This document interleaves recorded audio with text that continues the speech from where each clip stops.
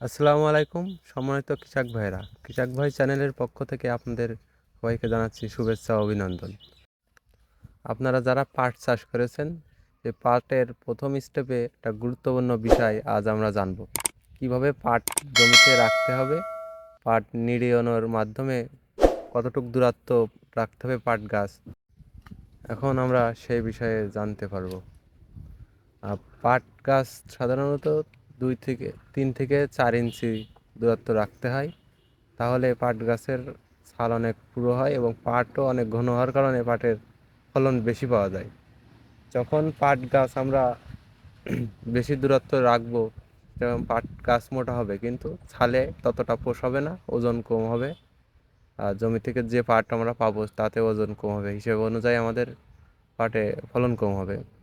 তাই পাট গাছ 3 থেকে 4 ইঞ্চি, 3 ইঞ্চি রাখলে সবচেয়ে ভালো হয়। তারপরে 4 ইঞ্চি রাখা যায় দূরত্ব বজায় রেখে পাট বাছাই করব। প্রথমে আমরা এইভাবে, যেভাবে দেখতে পাচ্ছেন স্ক্রিনে, এইভাবে পাট বাছাই করে রাখবো। পরবর্তীতে আবার পাটের খিস পাট যেগুলো তলে পড়ে যায়, ও বড় পাট বাড়ে যায় এবং ছোটো পাট যেগুলো থাকে এগুলো বাছাইকৃত করব। তখন আমাদের চ্যানেলে আবার ভিডিও পাবেন। এখন আমরা এইভাবে নিড়ানি বা কাঁচি দিয়ে যে যেভাবে পারে পাট গাছ বাছাই করে আমরা রাখতে পারি এবং পাটের সার প্রয়োগের মাধ্যমে এই পাটগুলো খুবই তাড়াতাড়ি বড় হবে।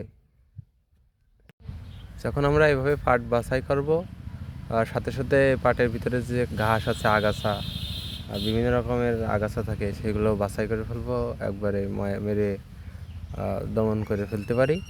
এভাবে পাটের যত্ন করলে প্রথমের দিকেই পাটটা অনেক বাড়বে। আর পরবর্তী ধাপে পাটের যত্ন নিয়ে আমরা আবার ভিডিও থাকবে, সেই ভিডিও ফলো করে আপনারা পাটের পর্যায়ক্রমে চিকিৎসা নিতে পারেন। পাট চাষ বা অন্যান্য যে কোনো চাষ পদ্ধতির যে কোনো ভিডিও পেতে আমাদের চ্যানেলটি সাবস্ক্রাইব করে আমাদের সাথে থাকুন। ধন্যবাদ সবাইকে।